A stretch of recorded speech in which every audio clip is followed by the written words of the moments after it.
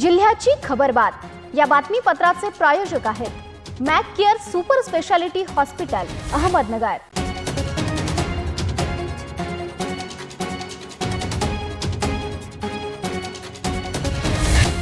प्रेक्षको नमस्कार, मी निर्जला न्यूज 24 सह्याद्रीमध्ये तुमचं स्वागत। तर पाहूयात अहिल्यानगर जिल्ह्यातील महत्त्वपूर्ण बातम्यांचा आढावा जिल्ह्याची खबरबातमध्ये।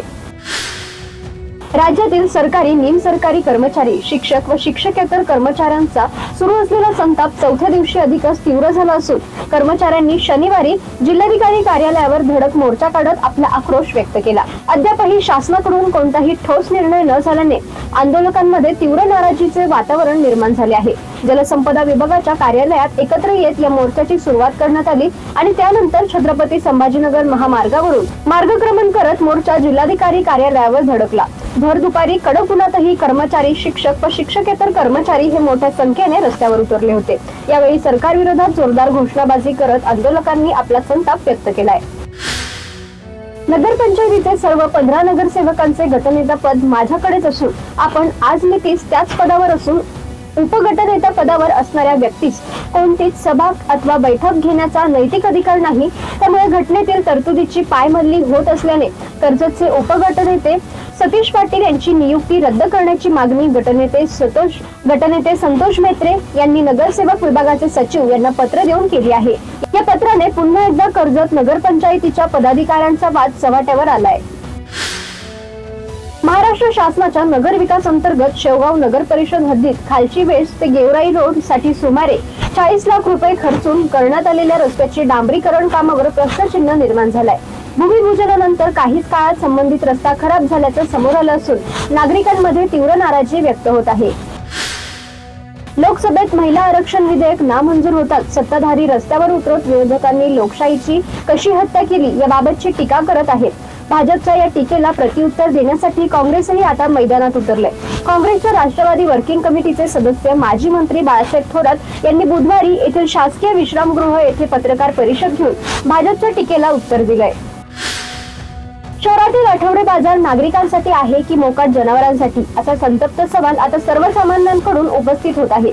बुधवारी भरलेल्या आठवडे बाजारात मोकाट जनावरांच्या धडकेत एका महिलेसह तिच्या कडेवर असलेले चिमुकले बाळही गंभीर जखमी झाले। श्रेया गोकुळ सोनटक्के असे जखमी बालिकेचे नाव असून या घटनेमुळे शहरात भीती आणि संतापाचे वातावरण निर्माण झाले आहे।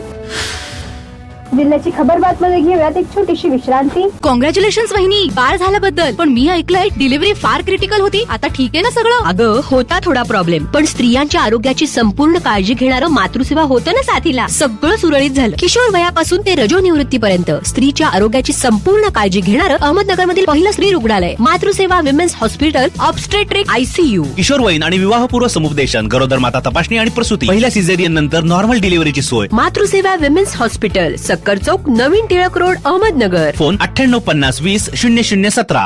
विश्रांतीनंतर तुमचं पुन्हा एकदा स्वागत। पाहूयात पुढील बातम्या। एसटी कर्मचाऱ्यांच्या हक्कासाठी लढणाऱ्या एसटी कष्टकरी जनसंघाच्या पाथर्डी आगाराची सन 2026-27 या वर्षासाठीची नवी कार्यकारिणी जाहीर करण्यात आली। आगारात झालेल्या बैठकीत अध्यक्षपदी बाबासाहेब विनायक गायकवाड तर सचिवपदी सुभाष खेडकर यांची बिनविरोध निवड करण्यात आली आहे। शिवाय कार्याध्यक्षपदी शिवाजी खेडकर, उपाध्यक्षपदी किरण गरुडकर, सहसचिवपदी संतोष बर्डे यांचीही एकमताने निवड करण्यात आली आहे। पारनेर शहरातील विद्रुपीकरण रोखण्यासाठी आणि रहदारीला अडथळा ठरणारे अनधिकृत फ्लेक्स व पाट्या काढण्यासाठी पारनेर नगरपंचायतीने आक्रमक पवित्रा घेतलाय।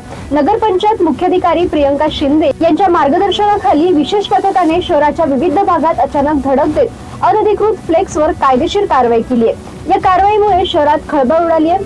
गेल्या काही दिवसांपासून शहराच्या मुख्य चौकांमध्ये आणि सार्वजनिक ठिकाणी व्यावसायिकांची दुकानांच्या बाहेर मोठ्या प्रमाणात अनधिकृत फ्लेक्स आणि जाहिरातींचे फलक लावले होते। यामुळे पादचाऱ्यांची गैरसोय होत होती, तसेच शहराच्या सौंदर्यालाही बाधा येत होती। याची दखल घेत मुख्याधिकारी प्रियंका शिंदे यांनी अनधिकृत पथकासह आज धडक कारवाई मोहीम हाती घेतली आहे। कर्जत तालुक्यातील मिरजगाव पोलीस ठाण्यात कार्यरत असलेल्या पोलीस कर्मचाऱ्याला 5000 रुपयांची लाच स्वीकारताना लाचलुचपत प्रतिबंधक विभागाने रंगे हात पकडल्याची धक्कादायक घटना गुरुवारी उघडकीस आली आहे। या कारवाईमुळे पोलीस दलात एकच खळबळ उडाली आहे। प्राथमिक माहितीनुसार दीपक पवार यांनी मिरजगाव परिसरातील क्रांती चौकात चालणाऱ्या जुगार क्लबच्या चालकाकडे क्लब सुरळीत चालू ठेवण्यासाठी 5,000 रुपयांची लाच मागितल्याचा आरोप आहे. संबंधित व्यक्तीने याबाबत अहिल्यानगर येथील LCB कडे पूर्वीच लेखी तक्रार दिली होती. पाथर्डी तालुक्यातील कृषी सेवा केंद्र चालकांनी आपल्या प्रलंबित मागण्यांसाठी आक्रमक भूमिका घेतली आहे. शासनाने तातडीने निर्णय न घेतल्यास 27 एप्रिल 2026 पासून बेमुदत बंद आंदोलन छेडण्याचा इशारा दिलाय.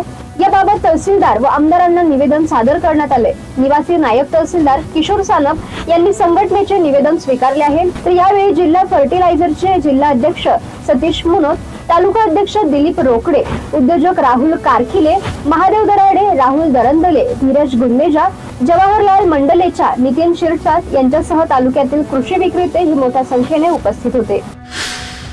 जिल्ह्याची खबरबात मध्ये आपण इथेच थांबतोय. मात्र तुम्ही पाहत राहा न्यूज 24 सह्याद्री.